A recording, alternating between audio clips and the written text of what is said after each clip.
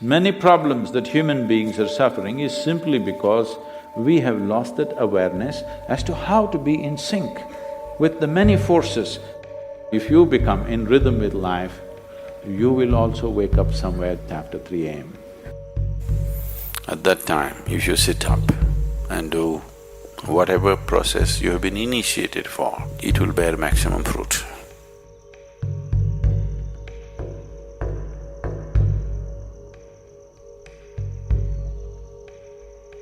In the way the planet is spinning and what is happening, something very fundamental changes somewhere between 3:20 to 3:40.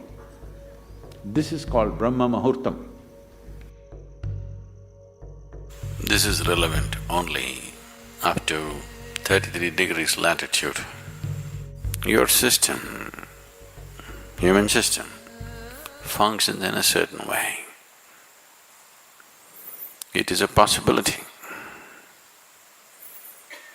So, there has been an awareness about making use of this possibility. Your life is a product of many things that we call as the universe, many things that we call as existence. So we are a consequence of a certain phenomenal happening that we call as cosmos. We are not an individual existence. So when you get in sync, certain things will happen. You know, there's a cicadas in where we are in Tennessee, the US ashram, they wake up once in 17 years. Can you beat it? They know it is 17 years and they come awake and they breathe and they go back to sleep. They're keeping time once in 17 years. No alarm bell anywhere. Well, how is this? I'm saying they're in sync with nature.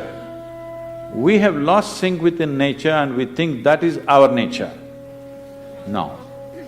All the many ailments, many problems that human beings are suffering is simply because we have lost that awareness as to how to be in sync with the many forces which are making us who we are. So yoga is to bring that sync so that you are in rhythm with life. If you become in rhythm with life, you will also wake up somewhere just after 3 a.m. If you're conscious, suddenly a certain spark of aliveness will happen within you. Even if you're in deep sleep, you will come awake. This must happen to you. This means you're falling in sync with it. You're falling in sync with life. So what should I do? Should I meditate? Should I do a kriya? Doesn't matter what. You must do a process for which you have been initiated for. Because initiation means you were not just taught a practice, it was introduced into your system, it was implanted in your system. So whatever, if there is a life seed within you, if you're awake at Brahma Muhurtam and sit for whatever that practice is, it bears maximum fruit because of the way the planet is behaving in relation to your system. If you become aware in a certain way, a certain level of awareness is achieved within you, you will see, you will simply know when that time is. If you go to bed at the right time, you don't have to look at your watch. You will always know when it is 3:40, because the body will behave in a different way. At that time, if you sit up and do whatever process you have been initiated for, not what you picked up from a book, it will bear maximum fruit. The seed will get the necessary support at that time for it to sprout or spurt up more rapidly than at other times. This is only for the initiated. If you're not initiated, you're a book yogi,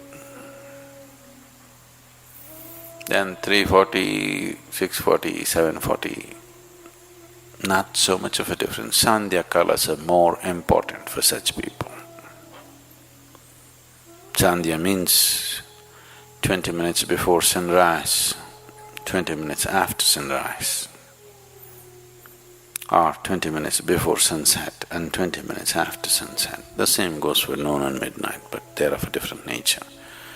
So these two twilights are better for the uninitiated.